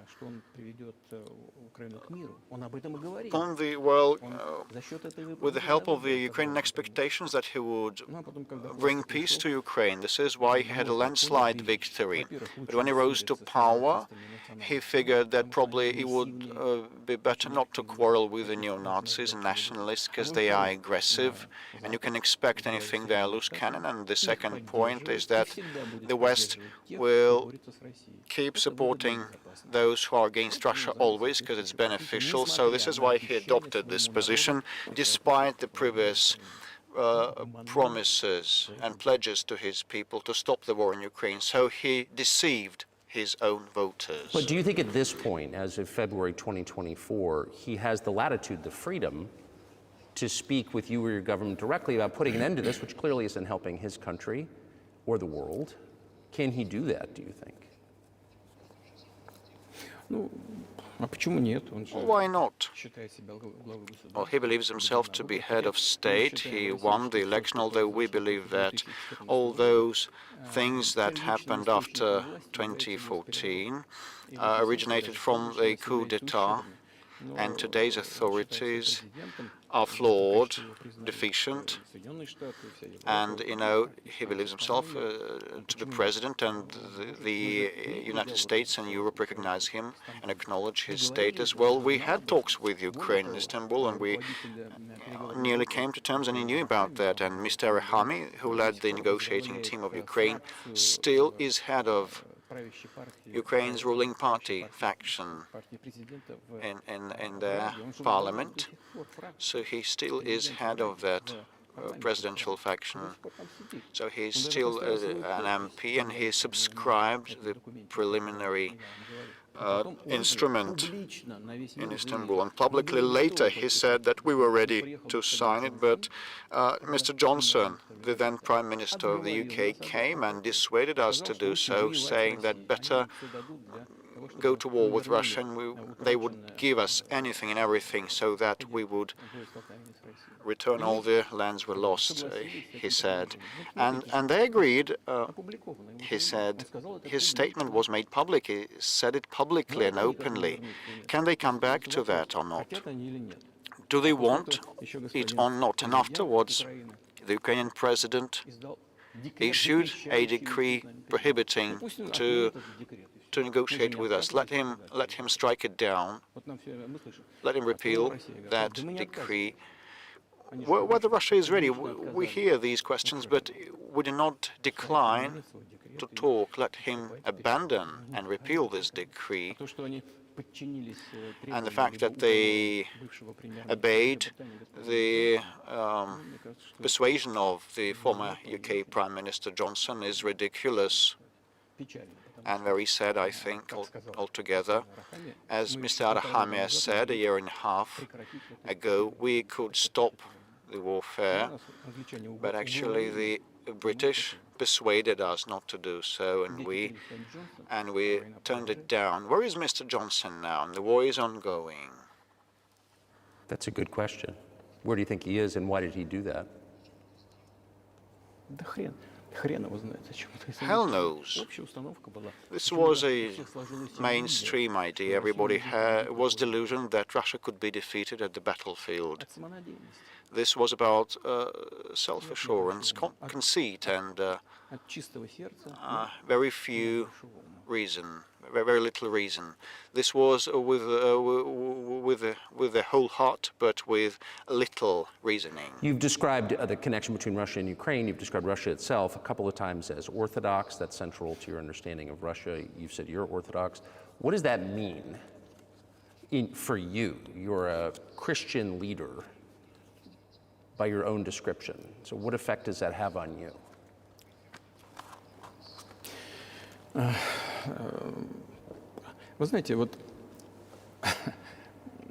Well, you know, as I mentioned previously, in 988, Prince Vladimir underwent baptism, as his grandmother Olga had done, and then his armed troops also got converted, and then other Russians converted into Orthodox Christianity.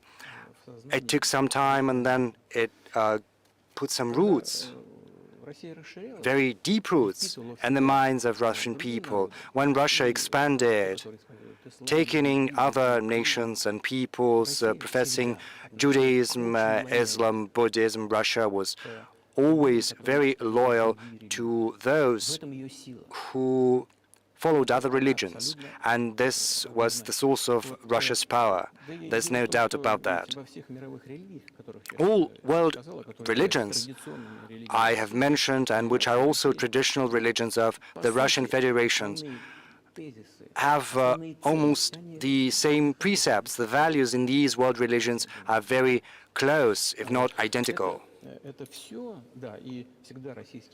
And the Russian authorities have always cherished the culture and the religions of peoples admitted into the fold of the Russian state, which served as the cornerstone of security and stability of the Russian nation, of the Russian people, because all peoples, almost all peoples living here, view Russia as their motherland. So if there are people coming to the US from Latin America, or there are migrants coming to Europe, very often they come from their historical land to you, to European countries, whereas those who profess other religions than Orthodox Christianity in Russia still view Russia as their motherland. We are all one big family, and our traditional values are very close. I said this is one big family, but each family also includes other smaller families, and this is the basic foundation of our society. And if the family has tight-knit connections, then that is exactly the case, because you cannot assure a normal future for your children unless you ensure a normal future for the whole country.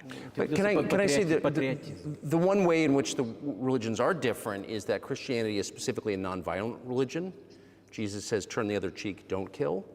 How can a leader who has to kill, of any country, how can a leader be a Christian?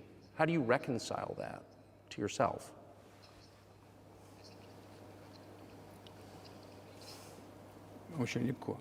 Well, it's easier to reconcile if you need to protect yourself, your family, your country. We have not attacked anyone. What was the starting point of the developments in Ukraine? The starting point was the coup d'etat, as well as the flare-up of violence in Donbass. And we are protecting ourselves, our people, our country, and our future.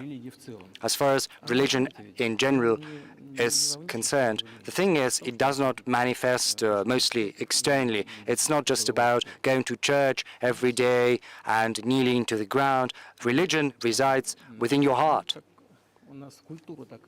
This is our culture. It's very human-oriented. You know, Dostoevsky is very well known in the West as a genius of the Russian culture and the Russian literature. And he spoke about that a lot. He spoke about the Russian soul. The thing is, Western society is more pragmatic, whereas a Russian is more concerned about eternal things, moral things, values. Maybe you'll disagree with me, but I think Western culture is more pragmatic. I'm not saying this is a bad thing. This is what gives the golden billion the chance to show some very good achievements in practical terms, in science. The thing is, we look the same, but our conscience, our mindset are somewhat different. Well, so do you see the supernatural at work as you look out across what's happening in the world now? Do you see God at work? Do you ever think to yourself, these are forces that are not human? No, honestly, I don't think that. I think the world community is developing following the inherent laws, and these laws are what they are, and there's no escaping that. It was always like that in mankind's history. Some countries rose, some peoples got bigger, got stronger, and then they left the international stage, losing the quality they had been accustomed to. Well, let's look at Genghis Khan, or the Golden Horde and the conquerors, or let's remember the Roman Empire. You know, you might think that there was nothing greater than Roman history in the history of mankind, but then the barbarians got stronger, got more numerous, and Rome fell. They had a head start, their economy started to grow stronger, and the regime imposed by the Roman Empire fell apart, but it took 5 centuries. The Roman Empire had been disintegrating for 5 centuries. The difference from the current state of affairs consists in the fact that right now the developments are far more rapid than they used to be during the Roman times.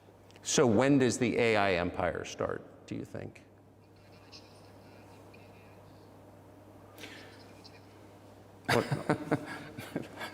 Меня все в более сложные вопросы. You're asking increasingly more complicated questions.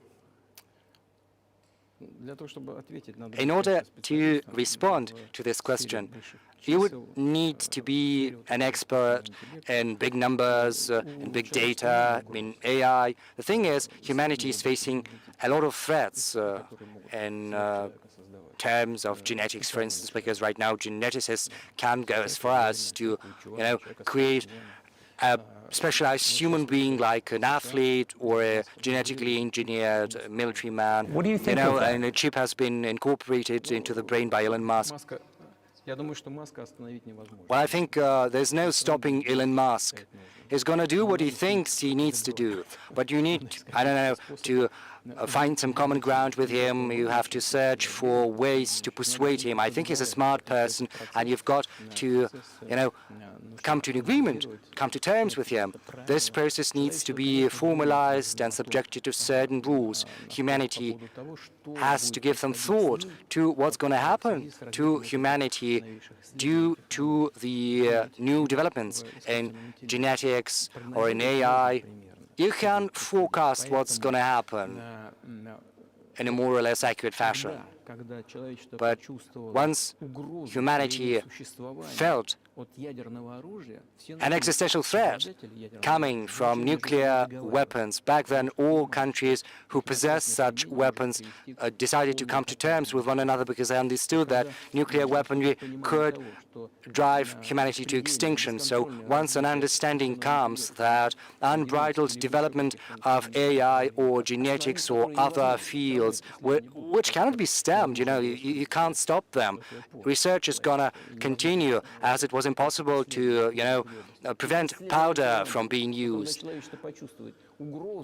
And once humanity understands that the threat comes from these fields, then the time will come to an agreement on an interstate basis, intergovernmental basis, on how to regulate these fields. I appreciate all the time you've given us. I just got to ask you one last question, and that's about someone who's very famous in the United States, probably not here, Evan Gershkovich, who's the Wall Street Journal reporter. He's 32, and he's been in prison for almost a year. This is a huge story in the United States, and I just want to ask you directly, without getting into the details of it or your version of what happened, if as a sign of your decency, you would be willing to release him to us and we'll bring him back to the United States.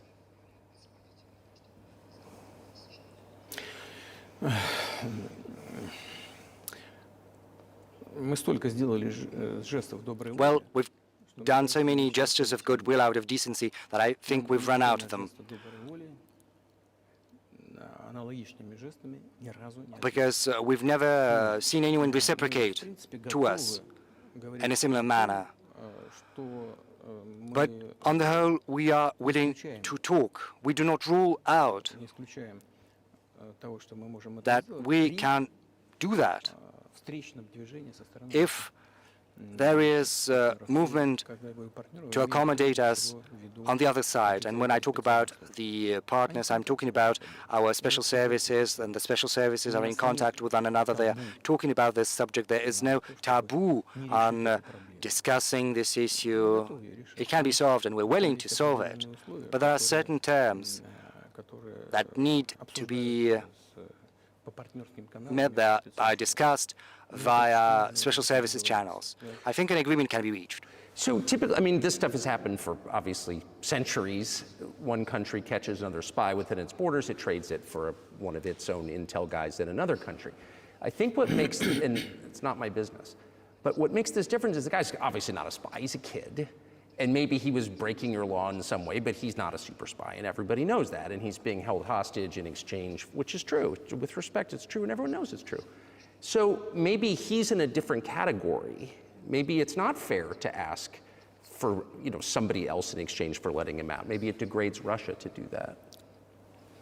Вы знаете, можно как угодно говорить, Well, что шпион, что you can есть определенные give different interpretations to what constitutes a spy, but there are some things under law. If a person gets some secret information, does that confidentially, then that is qualified as espionage. And that is precisely what he was doing. He was receiving some confidential information, is getting that information in secret. Maybe he'd been implicated in that. Maybe he did that out of his own volition or due to carelessness. But as facts stand, this is qualified under law as espionage, and he was caught red-handed when he was receiving that information, and it's been proven. So, if it had been some far-fetched excuse, some fabrication, then it would have been a different story.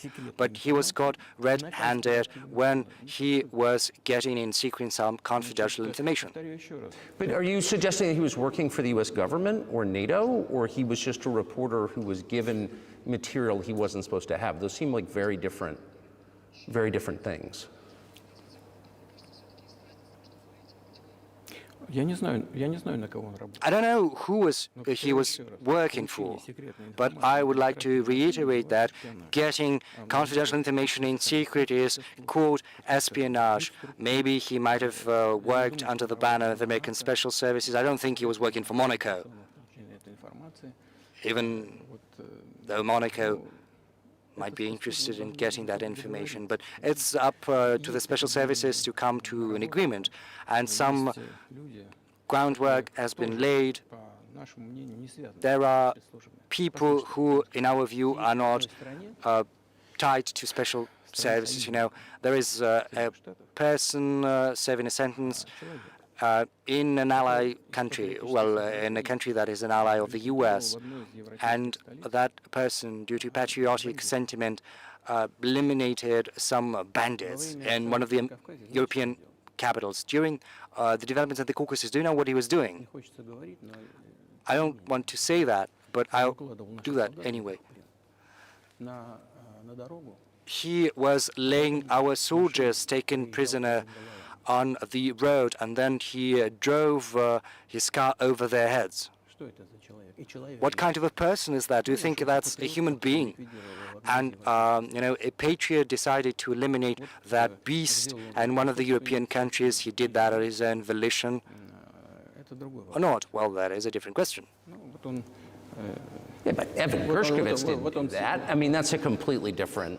I mean, this is a 32-year-old newspaper reporter. Он делал другое.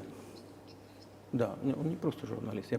He is not just a journalist. He's a journalist who was getting confidential information in secret. Yes, that's different, but still, I'm telling you about other people who are basically controlled by the U.S. authorities, whatever they are serving a prison sentence. And there is an ongoing dialogue among the special services, and this has to be done in a calm, responsible, professional manner. The contacts are ongoing, so let them do their work. I do not rule out that the person you've referred to can go back to his country, Mr. Gershkovich. Moreover, it would be senseless to keep him in prison in Russia, but we want our counterparts.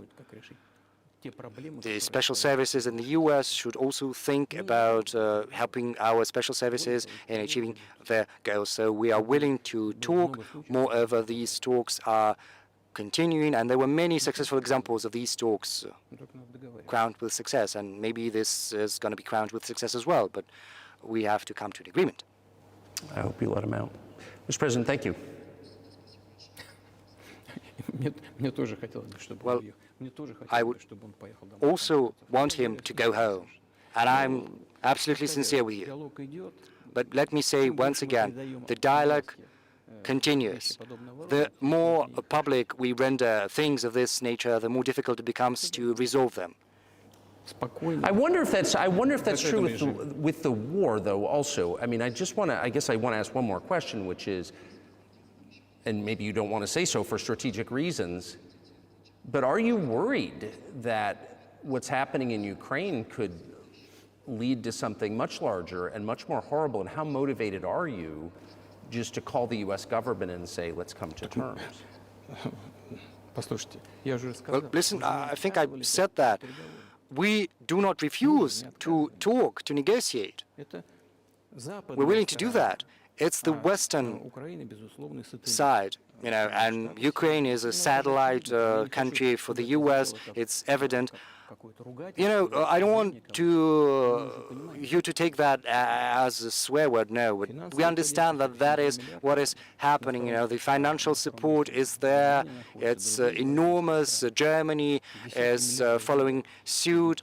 Dozens of billions of US dollars are fueled into Ukraine. There's a huge influx of arms, of weapons. So probably you should tell the current Ukrainian leadership, well, let's stop, let's sit at the negotiating table, rescind this absurd decree. Sure, but you already said it. I didn't think you meant it as an insult, because you already said correctly, it's been reported that Ukraine was prevented from negotiating a peace settlement by the former British Prime Minister acting on behalf of the Biden administration. So of course they're a satellite. Big countries control small countries. That's not new. And that's why I asked about dealing directly with the Biden administration, which is making these decisions, not President Zelensky of Ukraine. Well, if Zelensky administration in Ukraine refuses to talk, then I think they've got the instructions from Washington. That's what I assume. Well, you should explain to Washington that this is not the right pretext. They have to, come up with some explanation which is not gonna insult anyone. So it was not our decision, it was their decision, and it is up to them to rescind that decision, to go back on it. But they took the wrong decision. So why we are the ones to find out a way out? We don't need to correct their mistakes. If it's their mistake, they have to correct it themselves. So I just want to make sure I'm not misunderstanding what you're saying. I don't think that I am. I think you're saying you want a negotiated settlement to what's happening in Ukraine.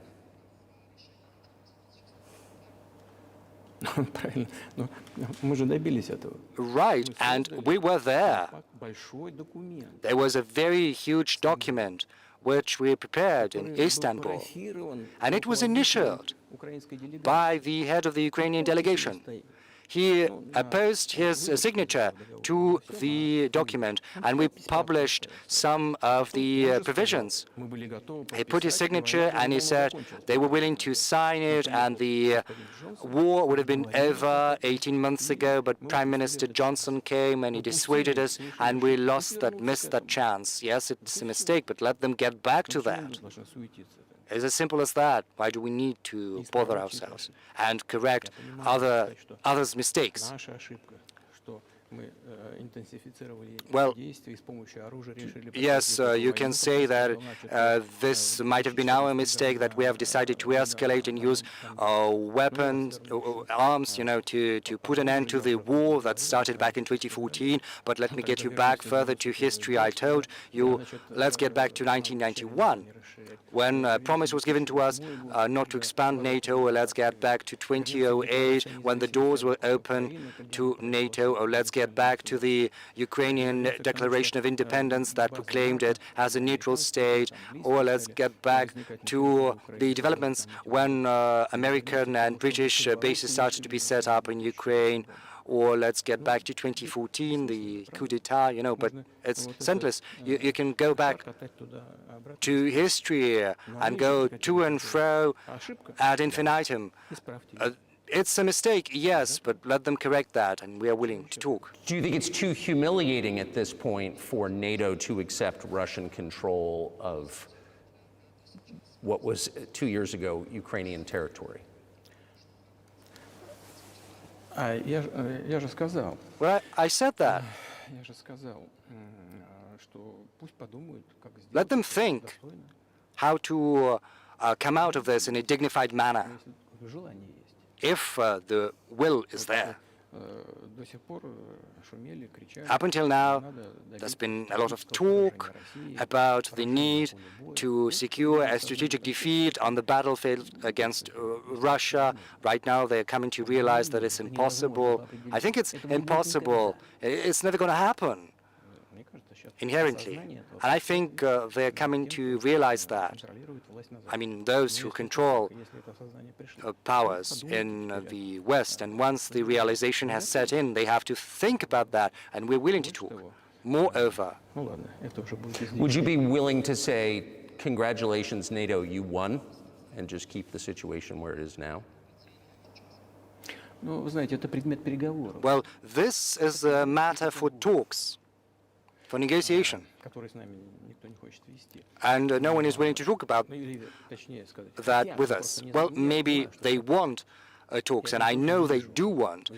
It's not just I see that, I know the will is there, but they don't know how to go about that. They've driven the situation to the point where we're at. And we're not the ones to have done that. It's our partners, our counterparts. Okay, it happened, but they have to think about how to reverse the situation.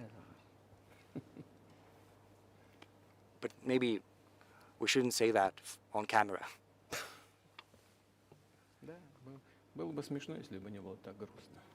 You know, it would be funny if it were not so sad. You know, and this incessant mobilization in Ukraine, the hysteria, you know, the domestic problems they've been plunged into, sooner or later will come to an agreement. I know it might sound bizarre in the current situation, but be that as it may, the relations between the two peoples will be rebuilt. It'll take a lot of time, but they will heal. And there are, you know, some examples. Well, to cite an example.